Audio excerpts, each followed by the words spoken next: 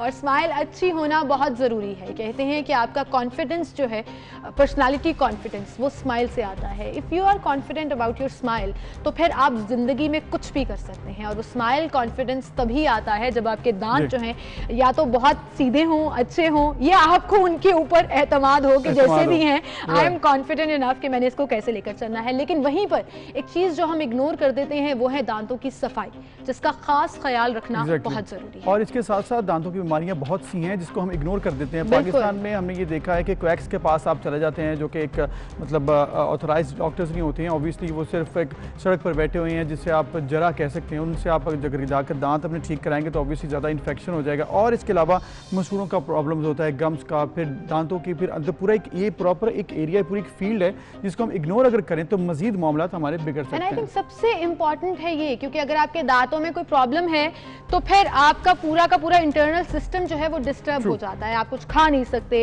लेकिन क्या वजह है कि लोगों में अवेयरनेस नहीं है इस चीज़ के हवाले से आज हम बात करेंगे। CEO smile studio Lahore dentist clinic, consultant हैं, ऑर्थोडोंटिस्ट हैं और इम्प्लांटोलॉजिस्ट हैं, डॉक्टर साहिबजादा शोएब मसूद, जिन्हें हम खुशामदीद कहेंगे। अस्सलाम वालेकुम डॉक्टर साहब, कैसी हैं? अल्हम्दुलिल्लाह बिल्कुल ठीक ठाक, आप बताइए क्या हाल है? ठीक है अल्हम्दुलिल्लाह जी, आपकी दुआ है। अच्छा जी डॉक्टर साहब, सबसे पहले तो ऑब्वियसली जैसा मैंने कहा कि सबसे पहले तो स्माइल आती है ना जब चेहरे पे, तो दांत पर नज़र पड़ती है। तो पाकिस्तान में आप बताएं कि ओवरऑल इस वक्त सिचुएशन कैसी है, लोगों के गम्स और जो दांतों की कंडीशन है, लोगों को कितनी अवेयरनेस है कि कितना बड़ा मसला है ये? देखिए जी, हमारे यहाँ जो सबसे बड़ा प्रॉब्लम है वो लैक ऑफ एजुकेशन है। लोगों को पता नहीं है कि उनके दांतों के मसाइल क्या हैं। हम प्रेफर करते हैं डेंटिस्ट के पास तब जाना जब हमारे दांत में दर्द हो। हम रूटीन चेकअप्स के लिए नहीं जाते, अपनी ओरल हाइजीन को मेंटेन नहीं करते, जिसके लिए ये एक बड़ा प्रेसिंग कंसर्न है। और हमारे यहाँ जो सबसे ज़्यादा बीमारियाँ पाई जाती हैं वो मोस्टली दांतों की ही हैं। बिल्कुल ठीक है। डॉक्टर साहब, क्या वजह है? अभी आपने कहा कि दांतों की दर्द की वजह से शायद हम डेंटिस्ट के पास जाते हैं। ट्रस्ट मी, एक बड़ी परसेंटेज है जो इस वजह से भी नहीं जाती, वो सेल्फ मेडिकेशन लेके घर पे ही पेन किलर्स लेकर आराम फरमाना। बिल्कुल सही कह रही हैं आप। तो क्या वजह है, क्यों ये अवेयरनेस नहीं है कि मतलब अगर हम वेस्टर्न कंट्रीज की बात करें तो एवरी 6 मंथ्स आप अपना डेंटल चेकअप लाजमी कराते हैं। देखिए जी, उसमें जो बेसिक फ्लॉ है वो हमारे एजुकेशनल सिस्टम में है। आप किसी भी वेस्टर्न कंट्री में या जो हमारी फर्स्ट वर्ल्ड कंट्रीज़ हैं उनमें देख लें तो आपको ये नज़र आएगा कि उनके एजुकेशन सिस्टम में डेंटल एजुकेशन का बाकायदा एक पार्ट है जो बच्चों को शुरू से मॉन्टेसरी से एजुकेट किया जाता है। हमारे यहाँ ऐसा कोई कॉन्सेप्ट नहीं है। बच्चों को कोई ब्रशिंग टेक्निक नहीं बताई जाती, ना उनको बताया जाता है कि आपके डेंटिस्ट के पास जाना है या आपको जाना है, या टेढ़े दांतों का कोई कॉन्सेप्ट नहीं है। तो इसलिए लोगों में अवेयरनेस नहीं है। ठीक है डॉक्टर साहब, लेकिन हमने कुछ मजीद डिटेल भी बात करनी है हमने कि ऑब्वियसली कौन कौन से इशूज़ हैं, क्या क्या मसूड़ों का प्रॉब्लम होता है, फिर पिलाहट दांतों की, फिर दर्द दांतों की। लेकिन इससे पहले आपने कहा ना कि लोग जाते नहीं है डॉक्टर के पास। अक्सर पाकिस्तान का सबसे बड़ा प्रॉब्लम है कि हमारे यहाँ पे जब आप डेंटिस्ट के पास जाते हैं तो एक लंबा बिल दे दिया जाता है कि जी आपका 50,000 रुपये लग जाना ये कामों में। तो पाकिस्तान में ये एक है चीज़, तो पूरी दुनिया में कहा जाता है कि डेंटिस्ट का जो ये दांतों का इलाज है वो बहुत ज़्यादा महंगा है। और इसका फिर क्या? एक बात कहूँगा कि neglect is expensive, not dentistry. अच्छा, आप जब अपना काम छोड़ देंगे, जब आपके रेगुलर चेकअप्स नहीं होंगे, आप रूटीनली छोटे छोटे काम जो बिल्डअप हुए होते हैं वो नहीं करवाते और इवेंचुअली डेंटिस्ट के पास तब जाते हैं जब लास्ट स्टेज होती है, तो ऑब्वियसली तब रिपेयरिंग में और जो प्रोस्थेसिस हम लगाते हैं, जो नए दांत लगाते हैं, तो उन पे तो एक्सपेंस आएगा ना। यानी कि ये डिलेड जो विजिट्स होते हैं उसकी वजह से एक्सपेंसिव हो जाता है। अब आ जाते हैं हम दांतों की प्रॉब्लम के हवाले से। सबसे ज़्यादा कॉमन ऑरल अगर हम बात करें तो कौन सी बीमारी है जिससे ज़्यादा लोग आपके पास आते हैं? जी, मोस्टली जो लोग आते हैं हमारे पास वो आते हैं या तो लोगों के मसूड़ों में प्रॉब्लम होती है या उनको केरीज का प्रॉब्लम होता है, मतलब जिसको हम उर्फे आम में कीड़ा लगा कहते हैं दांतों को। बेसिकली वो ऐसा कोई कीड़ा तो नहीं होता लेकिन वो डिकेड पोर्शन ऑफ टीथ होते हैं। तो उस प्रॉब्लम से लोग ज़्यादातर हमारे पास रिपोर्ट करते हैं हमारे ऑफिसेज में, हमारे कंसल्टेंसीज पे।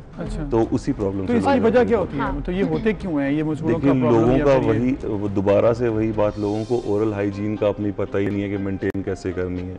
Lack of oral hygiene instructions जो लोगों की हैं, साथ में उनकी brushing habits, proper brushing technique का ना होना और दिन में 2 दफ़ा ब्रश ना करना मेन कॉज है मसूड़ों की बीमारियों की और कीड़ा 2 दफ़ा ब्रश करना जरूरी है। अच्छा जी, अब आप इतनी दफ़ा ब्रशिंग टेक्निक का कह चुके हैं तो मैंने कहा क्यों ना हम थोड़ा सा सवाब कमा लें और हमारे इस प्लेटफॉर्म के थ्रू आप लोगों को बताएं कि असल में सही ब्रशिंग टेक्निक होती क्या है। जी, सबसे पहले तो ब्रशिंग की टाइमिंग को आपको ठीक करना है। ठीक है। हमारे यहाँ हम सुबह उठते साथ ही ब्रश करते हैं, जो कि बेसिकली एक रॉन्ग कॉन्सेप्ट है। अच्छा। आपको रात सुबह नाश्ते के बाद ब्रश करना चाहिए और रात सोने से पहले ब्रश करना दिस चाहिए। Is actually new. हाँ, कि ये नाश्ते बेसिक के बाद कॉन्सेप्ट आपने ये ब्रश है डेंटिस्ट्री का ठीक। कि आप सुबह अपने जो मील है, आप जो लाइट मील लोग लेते अक्सर हैं, होता है ना खाने से सुबह सुबह उठते हैं फिर ब्रश करते हैं ताकि जी उससे पहले आप रिंस कर लें। ओके। खाना खाने से या मील अपना लेने से पहले आप रिंस करें। उसके बाद राइट आफ्टर दैट आप अपना जो है डे स्टार्ट करना है, आपने अपने काम पे जाना है, तो आप अपनी ब्रशिंग करें after your meal, after your first meal. और फिर रात सोने से पहले जो ब्रशिंग है वो मैंडेटरी है।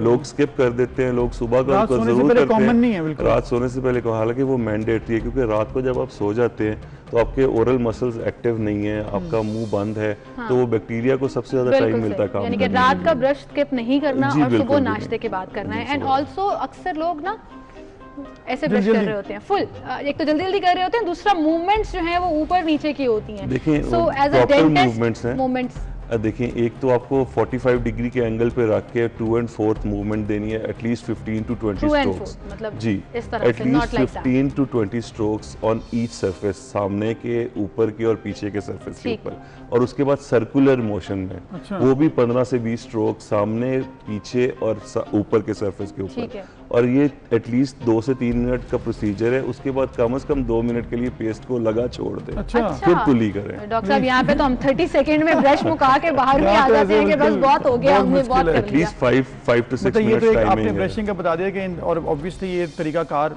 एटलीस्ट 5 मिनट्स का, और फिर पेस्ट भी लगे रहने देना।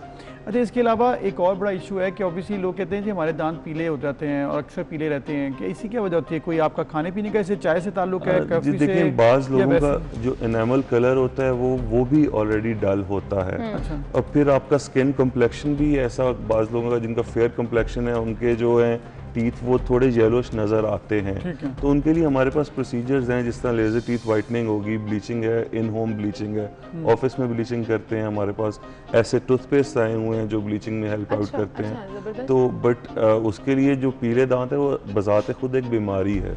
और अपनी जो लोग एस्थेटिकली कंसर्न्ड हैं, वो लोग हमारे पास तो बड़े अच्छे अच्छा, ये ये बीमारी whitening आप treatment इसको है। कंसिडर कर रहे हैं? Basically not exactly a disease, but obviously once it's not aesthetically pleasing, तो आपकी जो स्माइल ही प्यारी नहीं होगी तो आप वो लोग मेंटली थोड़ा हो कर बिल्कुल। जाते डॉक्टर साहब हैं। जाते जाते एक सवाल मैं ज़रूर पूछना चाहूँगी, ये जो स्केलिंग एंड क्लीनिंग जो एक टेक्निकल टर्म्स है इन चीज़ों को करने के लिए कि दांत साफ कराने हैं, क्लीनिंग करानी है, अक्सर लोग कहते हैं इसके बाद ये ना कराना, दांत हिल जाएंगे, जबड़ा हिल जाएगा, असल पोजीशन से हिल या मजीद जाएंगे। इन्फेक्शन ना हो आई जाए। नो इट, क्योंकि मैंने कराया हुआ है, लेकिन मैं आपसे पूछना चाहती हूँ क्योंकि आपकी इन्फॉर्मेशन ऑब्वियसली ऑथेंटिक है कि क्या वाकई इससे दांत हिल जाते हैं, नहीं कराना चाहिए? नहीं जी नहीं, ये तो एक बड़ा मिसकंसेप्शन है, क्योंकि जब स्केलिंग हो रही होती है तो हम लोग अल्ट्रासोनिक स्केलर्स यूज करते हैं, तो वो वाइब्रेटर के तौर पे यूज होते हाँ। हैं। तो उससे लोगों को फील ये होता है कि हमारी जैसे कोई लेयर बड़ा कर हिल रही रहा है, जब बड़ा हिल रहा है। वो एक्चुअली वो ट्रू नहीं है, वो तो आप और ये मैंडेटरी है। 8 to 10 months एक नॉर्मल बंदे के लिए भी आपको करानी चाहिए स्केलिंग एंड पॉलिशिंग। बिल्कुल सही। चलिए, वेल, ठीक थैंक यू सो है। मच Thank you डॉक्टर जी। साहब for so much Thank you, information doctor साहब। एंड मिसकॉन्सेप्ट्स जो हमारी मिथ्स हैं उसको क्लियर करने के लिए थैंक यू सो मच जी। और अबू सर, घबराना नहीं है, आप करा सकते हैं every 6 नहीं, और months to ये 8 एक months। चीज़ तो बड़ी सही बात की है कि एक तो सफाई का तो तरीकाकार बता दिया, साथ ये बताया कि ये महंगा तब होता है जब आप जाए ना और फिर एंड पे आप Regularly आप visit ना एग्जैक्टली जब आप एंड पे पहुंचे तो हर चीज़ फिर आपको एंड महंगी ट्रस्ट लगती मी, है। इसके बाद आप में जो कॉन्फिडेंस आता है ना वो मतलब दैट इज नेक्स्ट लेवल।